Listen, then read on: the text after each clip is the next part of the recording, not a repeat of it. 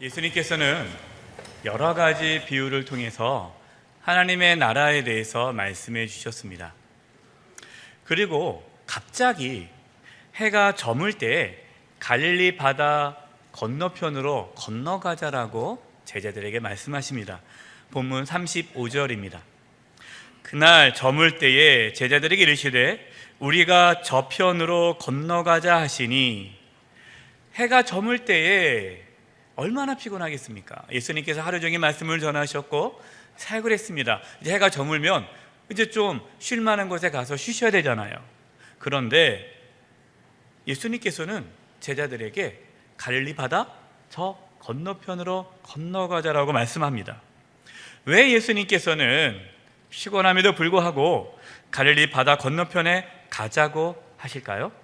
그 이유는 예수님께서 하나님의 나라에 대해서 말씀하셨는데 바로 그 하나님의 나라를 이루기 위해서 예수님은 가자라고 말씀하신 것입니다. 도대체 이 갈릴리 건너편, 이 갈릴리 바다 건너편이 어떤 땅이길래 예수님께서 그곳으로 가자라고 재촉하실까요? 마가복음 5장 1절입니다. 예수께서 바다 건너편 거라사인의 지방에 이르러. 예수님께서 건너가자 하는 그 땅은 거라사인들이 살고 있는 땅, 거라사인의 지방인데요, 그 땅은 이방인의 땅입니다. 이방인. 또 그 땅에는 돼지가 있어요. 돼지는 유대인들이 보기에는 부정한 짐승이기 때문에 그 땅을 잘 가려고 하지 않았습니다. 또 그 거라사 지역에는 무덤이 질비해 있습니다.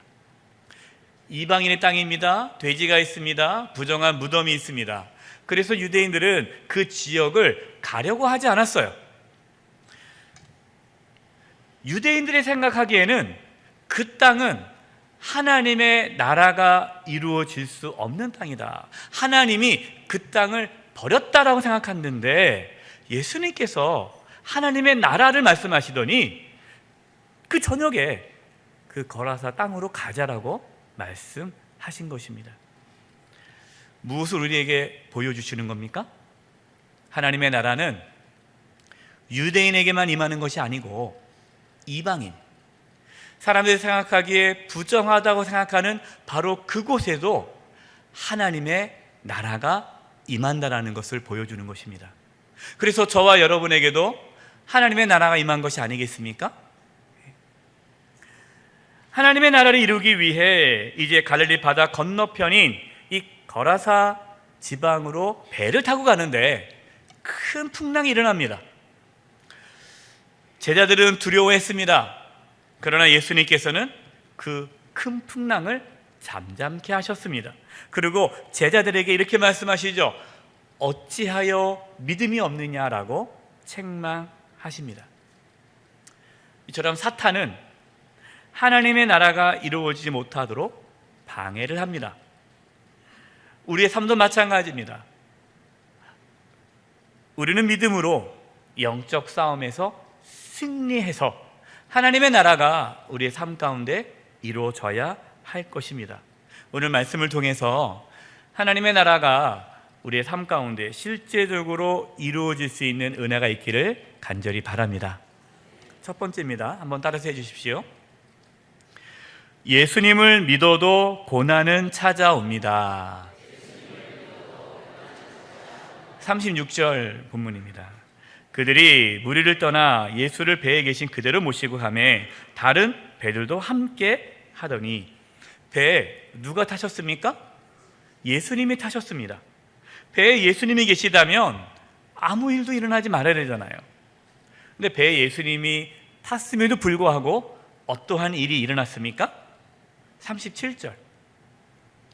큰 광풍이 일어나며 물결이 배에 부딪혀 들어와 배에 가득하게 되었더라. 예수님이 배 안에 타고 계시지만 큰 광풍이 일어났다라는 겁니다. 이대로 있다가는 물이 배에 들어와서 배가 가라앉게 되었어요. 이렇게 위급한 상태인데 예수님은 잘도 주무십니다. 제자들은 자신들은 지금 생명의 위협을 느끼고 이제 곧 죽겠구나 걱정하면서 막 정신없이 물을 퍼 나르는데 예수님은 고이 주무시니까 화가 났어요. 그래서 제자들이 예수님을 막 흔들어 깨웁니다. 38절입니다.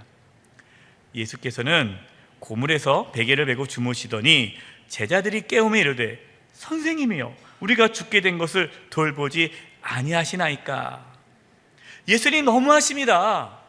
지금 우리가 곧 이렇게 죽게 되었는데 잠이 오십니까? 어떻게 우리를 돌보지 않으시고 주무실 수 있습니까? 어떻게 좀 해결 좀 해주셔야 되지 않습니까? 하고 지금 우리 주님에게 원망을 하는 거예요. 혹시 우리도 오늘 본문에 나와 있는 제자들처럼 우리가 예수님을 모시고 살아가는데, 예수님을 믿고 살아가는데 생각지도 않은 인생의 광풍을 만나서 힘들어하고 괴로워한 적은 없으십니까? 무엇보다도 우리 주님께서 우리의 어려움을 돌보지 않으시고 마치 오늘 배에서 주무시는 것처럼 우리의 삶에서 예수님이 어떠한 도움도 주지 않아서 우리가 마치 이렇게 죽을 것 같은 그러한 상황을 겪음으로 우리 주님께 서운한 마음을 가져본 적은 없으십니까? 개업을 하면 예수님을 믿지 않은 사람들은 무엇을 드리죠? 잘 모르죠. 여러분들은 뭐 예수님 믿으셔서 잘 모르는데 예수 안 믿는 분들은 고사를 지냅니다. 고사. 이 고사를 지내요. 왜 고사를 지냅니까? 사업이 잘 되도록, 어려움이 생기지 않도록 고사를 지내요. 그 예수 믿는 사람들은 뭐 합니까? 개업 예배를 드립니다. 개업 예배. 목사님 모시고 이제 개업 예배를 드리는데 개업 예배 드리면서 마음에 무슨 생각이 있어요? 그래, 개업 예배 드리면 이제는 사업이 잘 되겠지? 뭐 어려움이 없겠지? 라는 기대감을 가지고 개업 예배를 드립니다. 그런데 여러분, 현실은 어떻습니까? 개업 예배 드리면 다 장사가 잘 됩니까? 안 그럴 수도 있는 거예요. 개업 예배를 드려도 장사가 잘 되지 않아서 가게 문을 닫을 수가 있는 거예요. 우리는 이러한 일을 당하면 신앙의 회의가 찾아옵니다. 뭐 예배 드려도 별거 없네, 예수님 믿어도 별거 없네, 기도하는 것이, 신앙생활 하는 것이 별다른 도움이 되지 않는다라는 생각이 들죠. 그리고 결국에는 이러한 생각이 우리의 믿음을 잃게 만들고 하나님을 떠나게 만듭니다. 교회 다니다가 교회 안 다니시는 분들을 만나서 이 얘기 나누다 보면 많은 분들이 이런 얘기를 하는 거예요. 자기도 기도했다는 겁니다. 자기도 신앙생활 열심히 했다는 겁니다. 그런데 자신의 삶에 그다지 도움이 되지 않아서 이제 끊었다는 것이죠. 여러분, 어떻게 생각하십니까? 우리가 예수님을 믿고 우리가 신앙생활 하는 이유가 우리의 삶에 풍랑이 일어나지 않기 위해서입니까? 우리의 사업이 잘 되고 우리 가정이 평안하고 내가 생각했던 대로 일이 착착착 진행되도록 되기 위해서 우리가 지금 예수님 믿고 이렇게 예배드리고 있는 겁니까? 아니잖아요. 우리가 왜 예수님 믿습니까? 예수님께서 우리의 모든 죄를 대신 짊어지시고 십자가에서 피 흘려 죽으심으로 우리의 구원자가 되셨기 때문에 우리가 예수님 믿는 거 아닙니까? 그래서 우리가 몸이 아파도, 경제적으로 어려워도, 여러 가지 인생의 고난과 환난이 찾아와도 끝까지 예수님 붙잡는 이유는 예수님만이 우리의 구원자가 되시기 때문입니다. 물론 우리가 그렇게 믿지만, 그러나 사실은 계속해서 고난이 찾아오면 힘든 것은 사실입니다. 예수님을 잘 믿고 열심히 신앙생활을 하는데 뜻하지 않는 고난과 환난이 찾아와요. 한 번은 괜찮겠죠. 근데 그 고난이 계속돼요. 또 이제 목사님이 얘기하죠. 집사님, 권사님 좀만 참으세요. 하나님께서 도와주실 겁니다. 아멘. 믿고 기다리는데 나아지지는 않고 점점 심해질 때, 그때 우리의 한계가 다다르죠. 참 힘듭니다.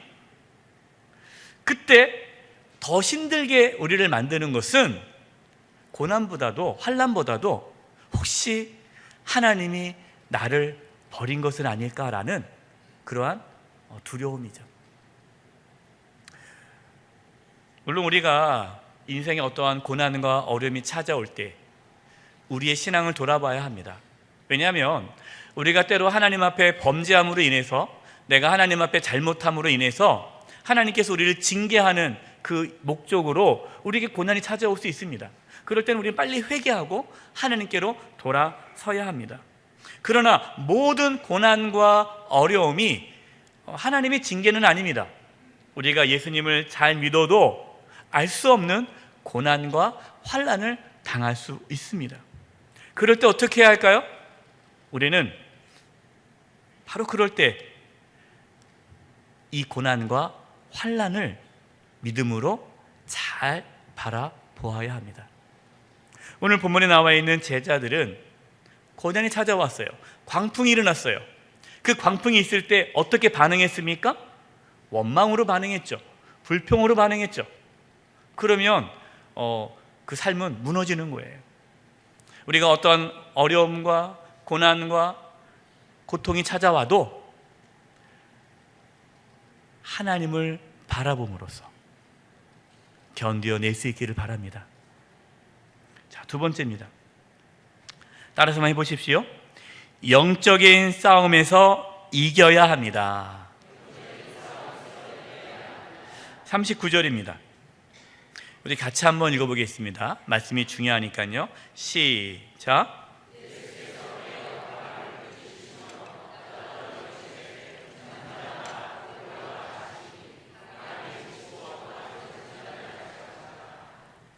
예수님께서 잠에서 깨어나신 후에 바람을 꾸짖습니다.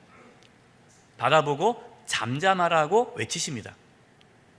근데 이 단어를 보면요, 이 꾸짖다, 잠잠하다라는 이 단어 동사를 보면은 이 헬라어의 이 동사의 의미는 어떤 인격체, 살아있는 인격체를 향해서 꾸짖는 거예요. 혼내는 거예요.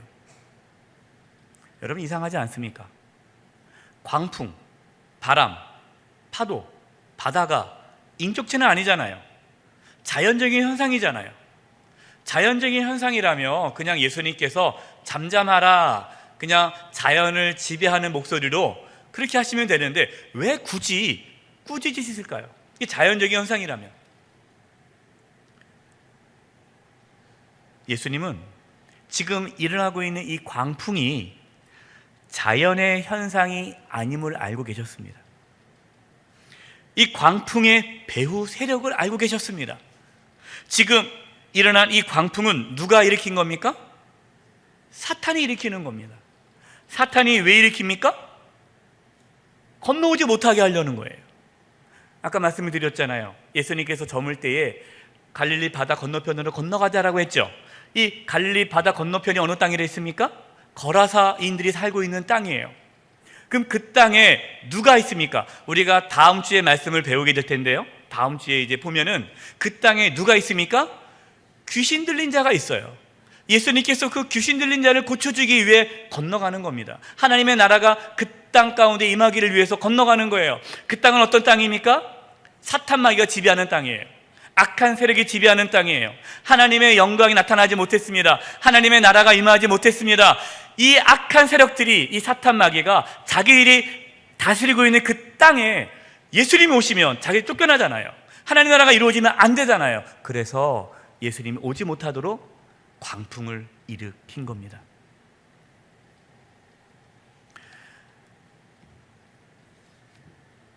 제자들은 그 예수님께서 왜 거라사 지역으로 가자는 그 이유를 몰랐습니다. 그러나 귀신들은 어떻게 알았어요? 귀신같이 알았죠. 그러니까 귀신이에요. 귀신같이 알으니까 못 오게 막은 거예요. 사탄은 이처럼 우리의 삶에 하나님의 나라가 이루어지지 못하도록 방해를 합니다. 우리는 이 사탄의 방해인 영적 싸움에서 승리해야 돼요. 영적인 싸움에서 승리하려면 영적인 세계를 알아야 합니다. 제자들이 영적인 세계를 몰랐어요. 그냥 단순히 자연적인 현상으로 광풍이 일어났다라고 생각한 거죠. 그래서 그 광풍을 자연적인 방법으로 해결하려고 했습니다. 그냥 열심히 그냥 물을 퍼나르는 거예요. 그것을 해결됩니까? 안 되죠. 즉 광풍은 사탄이 일으켰는데 사탄을 대적해야죠. 예수님은 영적인 세계를 잘 알고 계셨습니다. 그래서 일어나셔서 사탄아 물러가라, 사탄을 내쫓으시고 바다를 잠잠케 한 것입니다. 저와 여러분도 영적인 세계를 알 수 있기를 바랍니다. 우리의 삶에 찾아오는 여러 가지 고난과 어려움이 때로는 영적인 공격일 수 있습니다. 베드로전서 5장 8절과 9절입니다. 근신하라, 깨어라, 너희 대적 마귀가 오는 사자와 같이 두루다니며 삼킬 자를 찾나니 너희는 믿음을 뭐하게 하여? 굳건하게 하여. 믿음을 굳건하게 하라는 겁니다. 왜냐? 마귀가, 사탄이 공격해 오니까. 그를 대적하라. 이는 세상에 있는 너희 형제들도 동일한 고난을 당하는 줄 알미라. 고난을 누가 준 거예요? 이 사탄 마귀가 고난을 준다는 겁니다. 뭐 하기 위해서? 믿음을 잃어버리도록 하기 위해서 그렇게 시험을 한다는 거예요. 그럴 때 우리는 믿음을 굳건하게 해야 한다는 것입니다. 그리스도인들은 사탄의 공격을 두려워해서는 안 됩니다. 우리는 예수님처럼 사탄과 맞서 싸워야 돼요. 우리 안에 예수 그리스도의 이름이 있습니다. 예수님의 이름으로 대적할 수 있기를 바랍니다. 에베소서 6장 11절과 12절입니다. 마귀의 관계를 능히 대적하기 위하여 하나님의 전신갑주를 입으라. 우리의 씨름은 혈과 육을 상대하는 것이 아니요 통치자들과 권세들과 이 어둠의 세상 주관자들과 하늘에 있는 악의 영들을 상대함이라. 여러분, 우리가 싸울 사람은요 사람이 아니에요. 우리가 싸울 그 존재는 악한 사탄 마귀입니다. 물론 여러분, 우리에게 찾아오는 모든 문제들, 이 고난을 다 뭐 사탄 마귀의 방해라라고 또 보아서는 안 되죠. 또 어떤 분들은 또 집에 가가지고 또 배우자한테 당신이 마귀야 하면서 사탄아 물러가라 하지 마세요. 또 시부모에게 사탄아 물러가라 그러면 안 돼요. 또 어떤 분들은 뭐 몸이 아픈데 병원 가서 약을 먹어야 돼. 약도 안 먹고 이게 지금 병마야. 그 사탄아 물러가라, 사탄아 물러가라 기도하면 안 되죠. 또 약도 먹어야 되고 또 그렇게 뭐 해야 됩니다. 그러나 분명한 것은 사탄의 방해가 있을 수 있어요. 그러한 모든 사람들의 관계 속에서 또 이 질병 가운데서 사탄이 그걸 틈을 타서 우리를 무너뜨립니다.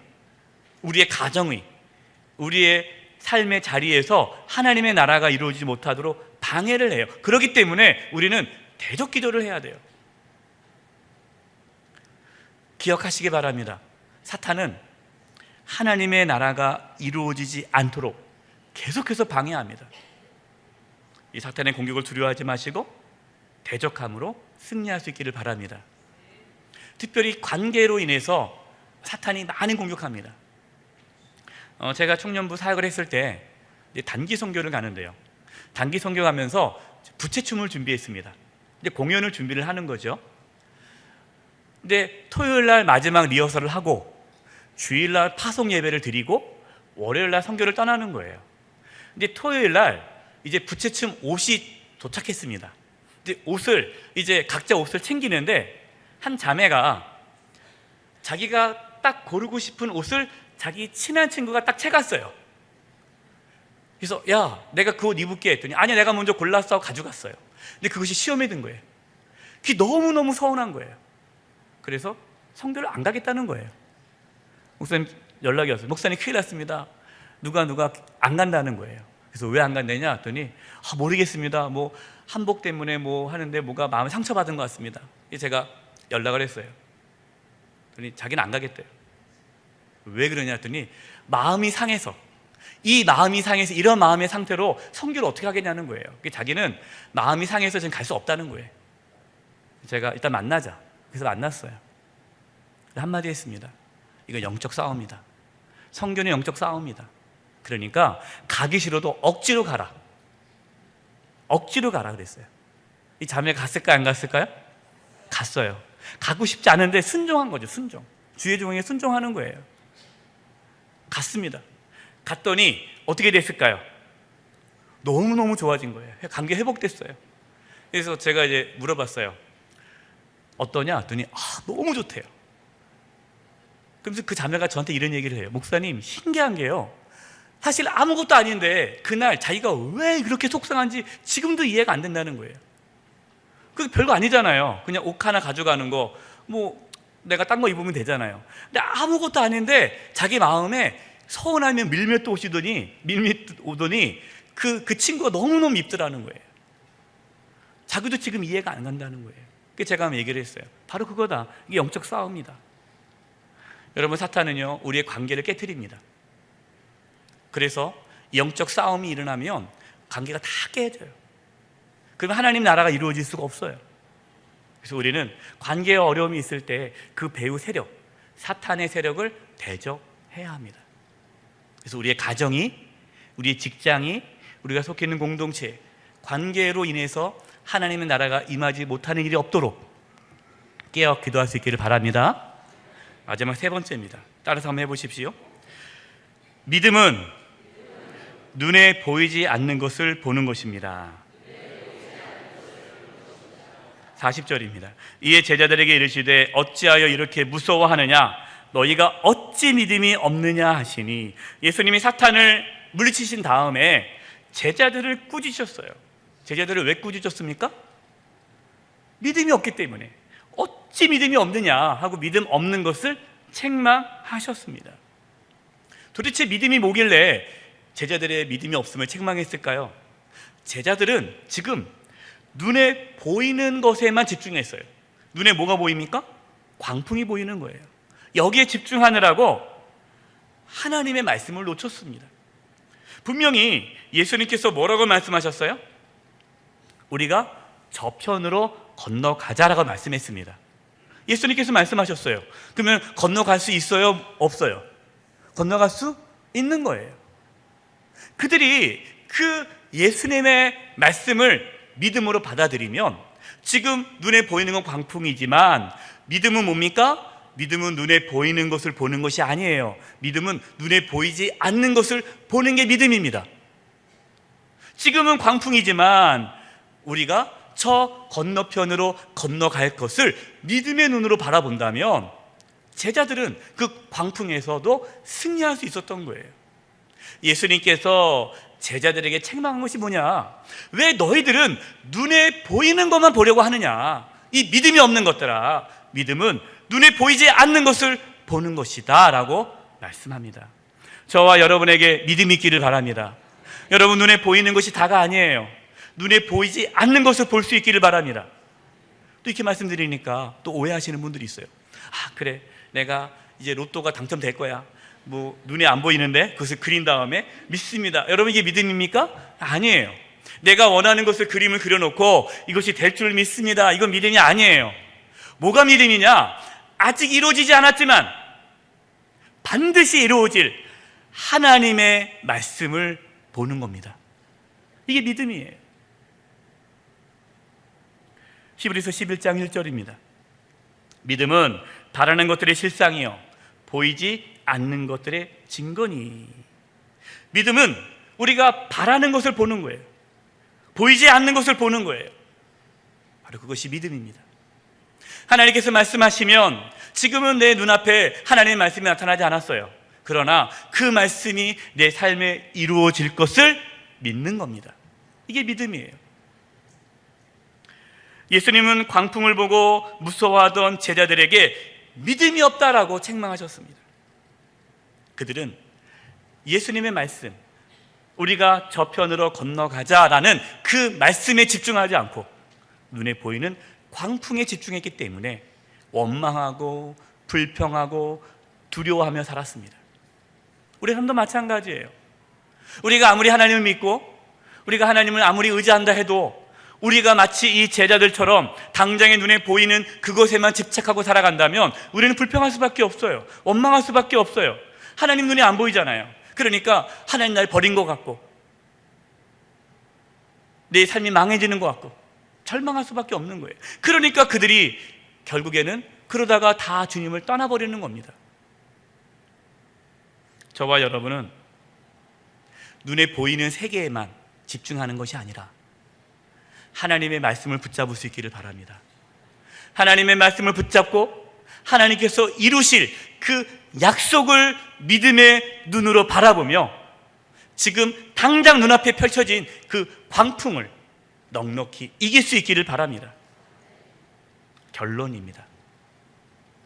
예수님은 하나님의 나라를 이루기 위해 피곤하시지만 해가 저물 때에 갈릴리 바다 건너편으로 가자라고 말씀했습니다.